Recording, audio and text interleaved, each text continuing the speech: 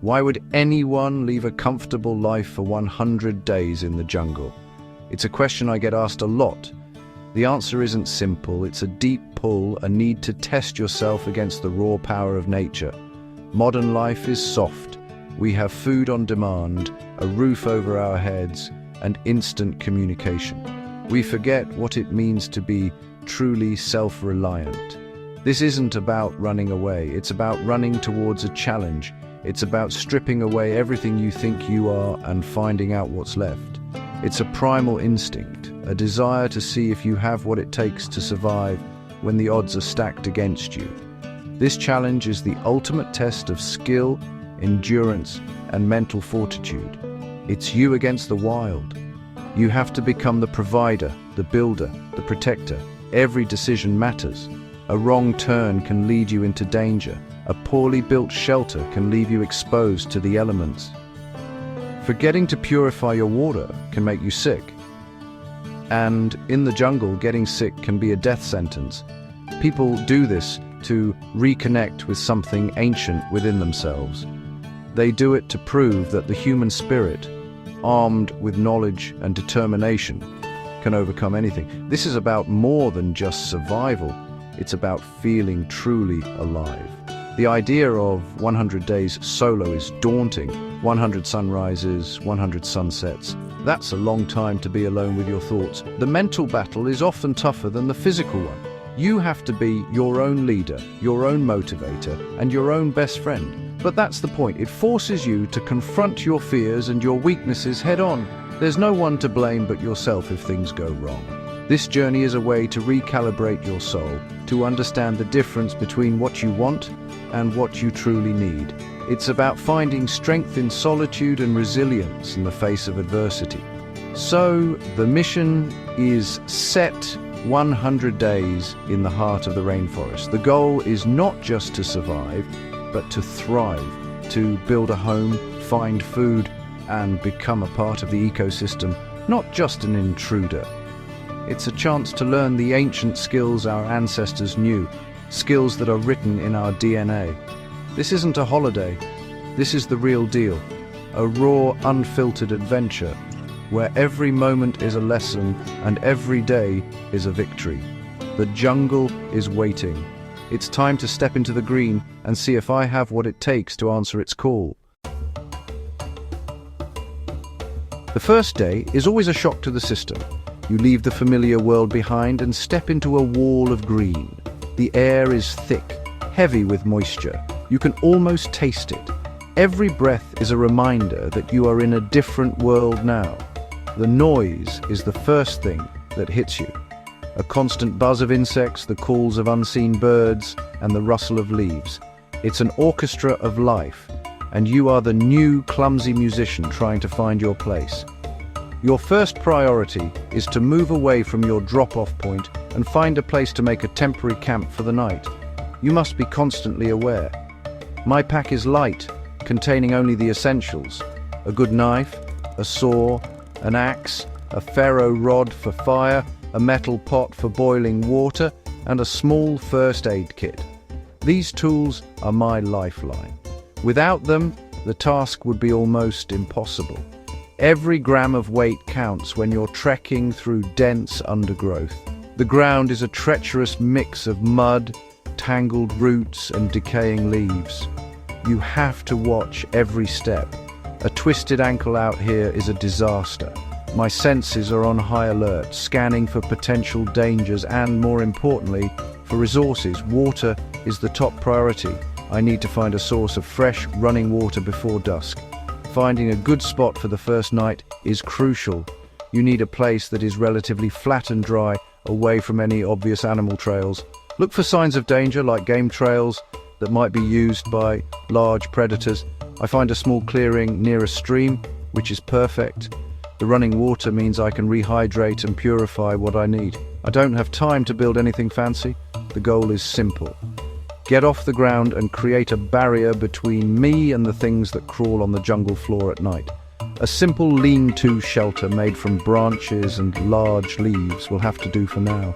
As darkness falls quickly in the rainforest, the jungle changes its tune. The daytime creatures go to sleep and the nocturnal hunters emerge. The sounds become more distinct, more menacing. The hoot of an owl, the strange cry of a primate, the snap of a twig in the distance. Every sound makes you jump. This first night is about acclimatization.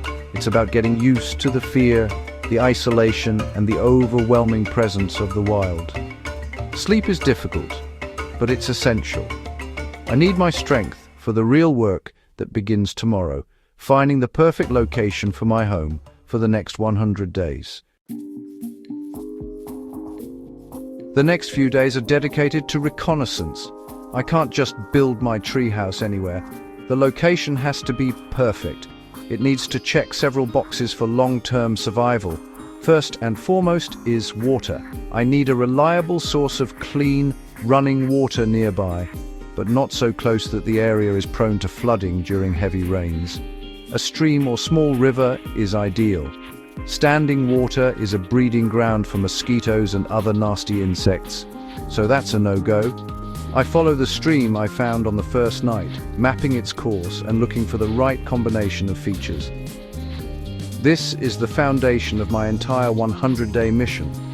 Next, I need to think about resources. I'm looking for an area with a good variety of trees. I'll need strong, straight hardwoods for the main structure of the treehouse and more flexible woods for other purposes. I also need to be near a good source of firewood. A mix of standing deadwood and fallen branches is perfect. Food is another consideration. I scan the area for signs of fruit trees, edible plants, and good hunting or fishing spots.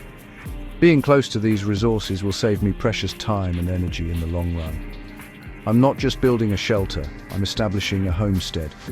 Safety is paramount. I need to be aware of the natural hazards of the landscape. I avoid low-lying areas that could become swamps in a downpour. I look for signs of animal activity. Large game trails are a red flag. I don't want to build my house on a jungle highway used by jaguars or herds of wild pigs. I also check the trees themselves. I need a group of strong, healthy trees that can support the weight of my treehouse. I inspect them for any signs of disease, rot, or termite infestation. The last thing I want is for my home to come crashing down in the middle of the night. After 3 days of careful searching, I find it, the perfect spot. It's a small, elevated clearing about 50 yards from a fast-flowing stream. There are 4 massive ironwood trees growing in a rough square, about 15 feet apart.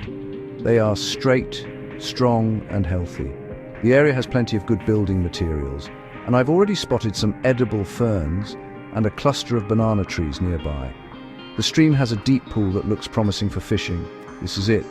This is where I will build my fortress. This is where I will make my stand against the jungle for the next 100 days.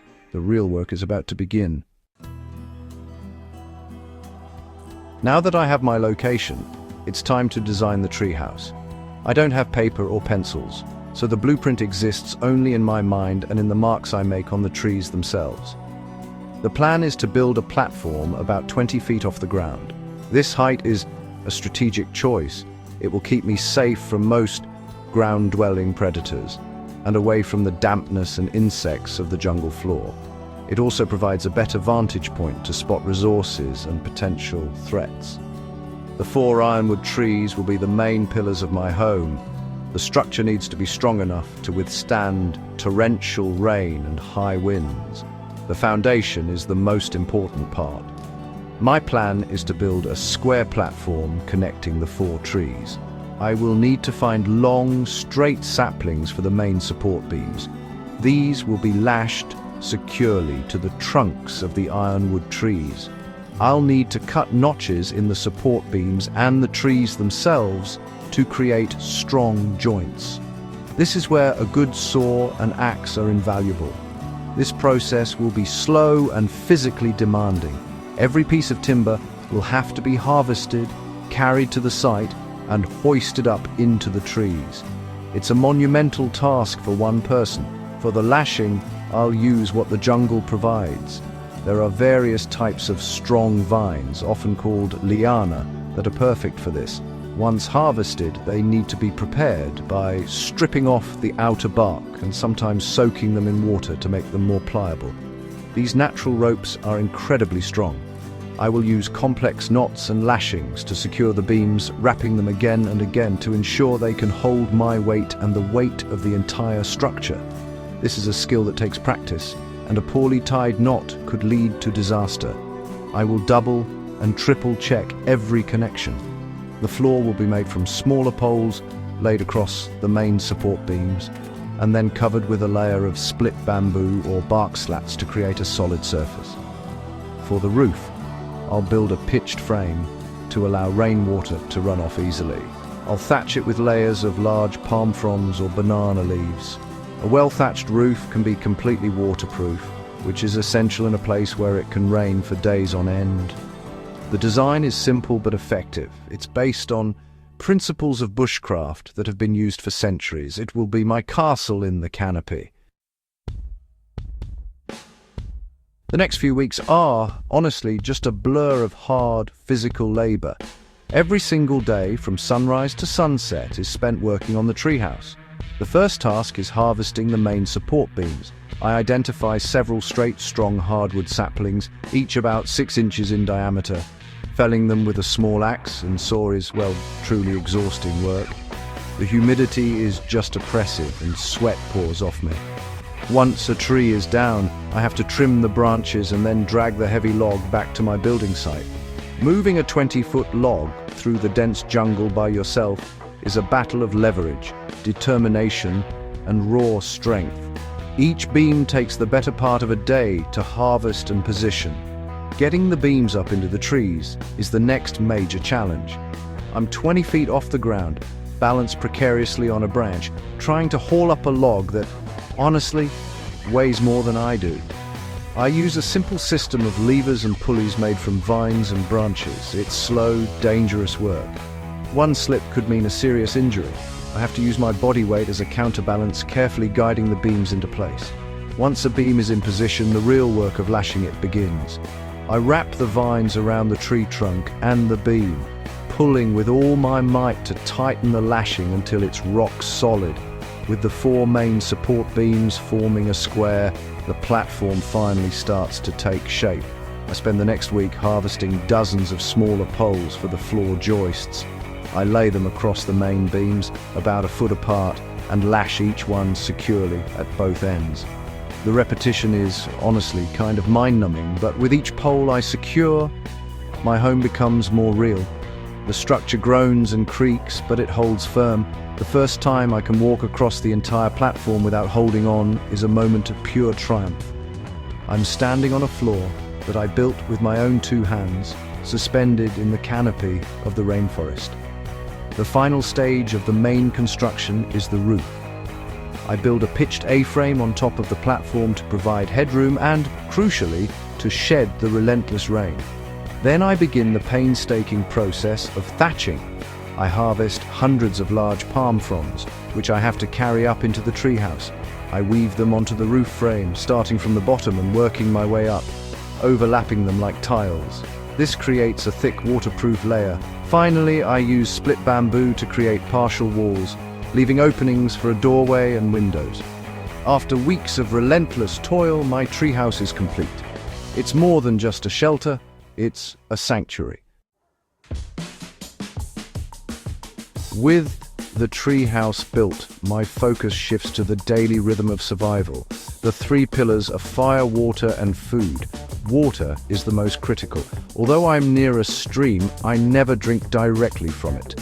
Even clear-looking water can be full of dangerous bacteria and parasites. Every day, I collect water in my metal pot and bring it back to camp. I get a fire going and bring the water to a rolling boil for at least a minute. This simple act of purification is a non-negotiable daily chore. It's the difference between staying healthy and succumbing to a debilitating illness, far from any help. Fire is life in the jungle. It provides warmth on cool nights, a way to cook food, a method to purify water, and a psychological comfort against the darkness. It also helps to keep insects and curious animals at a distance. Keeping my fire-starting materials dry is a constant challenge in the damp environment. I use a ferrocerium rod and a knife to create a shower of sparks. My tinder is a collection of dry fibrous bark, fungus, and kapok fibers that I find. Once I have a small flame, I carefully nurture it, adding progressively larger twigs until I have a sustainable fire.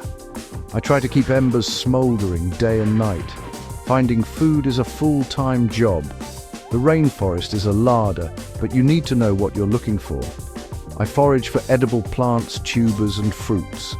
I've found wild yams, which are a great source of carbohydrates, and the heart of palm from certain types of palm trees. Berries and fruits are a welcome source of sugar and vitamins, but I have to be absolutely certain of their identification. Many colorful jungle fruits are poisonous. I use my knowledge of plants to avoid a fatal mistake. For protein, I set simple traps and snares along game trails for small mammals and birds. Fishing in the stream provides another valuable source of protein. I fashion a simple fishing spear from a long, straight sapling, hardening the tip in the fire and carving barbs into it. I also create a fish trap, a basket-like structure made from woven vines, which I place in a narrow section of the stream. This passive method of fishing allows me to collect food while I'm busy with other tasks. Every meal is a victory, whether it's a couple of small fish grilled on a stick or a stew of boiled roots and grubs. It's fuel that I have earned through my own effort and ingenuity. Surviving in the jungle is not just about building shelters and finding food. It's about managing the constant, ever-present dangers. The weather is one of the biggest adversaries. One moment it can be hot and humid, and the next the heavens open up with a torrential downpour that can last for days. The rain turns the ground into a muddy quagmire and can cause flash floods. Being wet and cold is not just uncomfortable, it's a fast track to hypothermia, even in the tropics. My thatched roof is a godsend, a dry haven in a soaking wet world. Keeping my firewood and tinder dry is a daily battle. The rainforest is teeming with animals, and not all of them are friendly. While attacks from large predators like jaguars are rare, they are a constant thought in the back of my mind. The more immediate threat comes from smaller creatures. Venomous snakes, like the fer-de-lance, are a real danger. I have to watch where I put my hands and feet at all times. Spiders, scorpions, and giant centipedes can deliver painful and sometimes deadly bites. But the most relentless enemy is the insects. Mosquitoes carry malaria and dengue fever, while ants can swarm and deliver thousands of painful stings. My elevated treehouse and the smoke from my fire are my primary defenses. Sickness and injury are my greatest fears. A simple cut can quickly become infected in the hot, humid environment. I am meticulous about cleaning any wound, no matter how small. A fever, a stomach bug, or a sprained ankle could incapacitate me, making it impossible to gather food and water. This is where mental discipline is key. I have to avoid taking unnecessary risks. Every action is calculated. Before I climb a tree or cross a river, I assess the dangers. My small first aid kit is for emergencies only. The best medicine out here is prevention. I am the only doctor I have. The most insidious danger, however, is the loneliness. The silence, broken only by the sounds of the jungle, can be deafening. Days turn into weeks, and the lack of human contact begins to wear on you. You start talking to yourself, to the trees, to the animals. The psychological strain is immense. You have to fight off despair and keep your mind focused on the tasks at hand. It's a battle fought inside your own head every single day. Keeping a routine, staying busy, and celebrating small victories are crucial for maintaining morale. The jungle tests your body, but it truly forges your mind. To truly understand the rainforest, you have to use all your senses. Visually, it's an overwhelming world of green. Not just one shade of green, but 1,000 different hues, from the bright lime of new leaves to the dark, mossy green of ancient tree trunks. Sunlight struggles to pierce the dense canopy, creating a dappled, ever-shifting pattern of light and shadow on the forest floor. Giant buttress roots anchor towering trees that seem to touch the sky. Brightly colored flowers, like flashes of red, yellow, and purple, stand out against the green backdrop. It's a world of incredible beauty and vibrant life, a cathedral built by nature. The sounds of the rainforest are a constant, complex symphony. In the morning, the canopy erupts with the calls of howler monkeys, their deep, guttural roars echoing for miles. Toucans and parrots add their own squawks and whistles to the chorus. During the day, a constant hum of insects provides the background music. At night, the orchestra changes. Tree frogs begin their chirping calls, and the air fills with the strange clicks, buzzes, and rustles of nocturnal creatures on the move. The sound of a sudden downpour on my thatched roof is like a drum roll, a powerful reminder of nature's force. You learn to read these sounds. They tell you about the weather, the time of day, and the animals around you. The feel of the rainforest is one of constant dampness. The air is thick and heavy with humidity, and your skin is always slightly moist. You can feel the soft, spongy texture of moss under your fingertips and the rough, gnarled bark of the trees. The ground is a soft carpet of decaying leaves, which can be treacherous and slippery when wet. The sensation of a cool breeze after a long, hot day is a welcome relief. Even the rain has its own feel, from a fine mist that barely touches your skin to heavy, fat drops that soak you to the bone in seconds. It's a tactile world that you are completely immersed in. The smells of the jungle are just as rich and varied. There is the sweet, earthy scent of damp soil and decaying leaves, the lifeblood of the forest. After a rain shower, the air is filled with the fresh, clean smell of petrichor. You can smell the sweet perfume of night-blooming flowers and the pungent, musky scent of animals that have recently passed by. The smell of wood smoke from my fire is a comforting, human scent in this wild world. It's the smell of safety, warmth, and a cooked meal. Every scent tells a story and adds another layer to the incredible experience of living within this complex ecosystem. Spending 100 days alone in the rainforest changes you. It's impossible to go through an experience like this and remain the same person. The jungle strips you down to your core. It removes the ego, the titles, the material possessions. Out here, you're not your job or your bank account. You're a living creature trying to survive just like every other animal in the forest. You learn humility. You realize how small you are in the face of nature's immense power. You learn to respect the delicate balance of the ecosystem and your place within it. You are not its master. You are a guest. You discover a resilience you never knew you had. When you face challenges that seem insurmountable and overcome them on your own, you build a deep and lasting self-confidence. Building a shelter, making fire in the rain, finding food when you are hungry. These are not just skills. They are victories that build mental fortitude. You learn to be patient, to observe, and to think creatively. The jungle doesn't give you anything for free. You have to earn it through effort and ingenuity. You learn that failure is not the end, but a lesson that helps you succeed the next time. The experience teaches you what is truly important in life. When you're stripped of all modern conveniences, you begin to appreciate the simple things: a dry place to sleep, a warm fire, a full belly, and clean water to drink. These become the greatest luxuries. You realize how little you actually need to be happy. The constant noise of the modern world is replaced by the sounds of nature, and in that quiet, you have a chance to truly listen to yourself. You confront your fears, your regrets, and your hopes. It's a profound journey of self-discovery. Ultimately, you leave the jungle with a deep connection to the natural world. You have lived by its rhythms, eaten its food, and respected its power. You have seen its incredible beauty and its unforgiving cruelty. You understand that we are not separate from nature, but an intrinsic part of it. This journey is a powerful reminder that the human spirit is adaptable, resilient, and capable of incredible things when pushed to its limits. You return to the modern world with a new perspective, a new sense of purpose, and the quiet confidence of someone who has faced the wild and emerged stronger.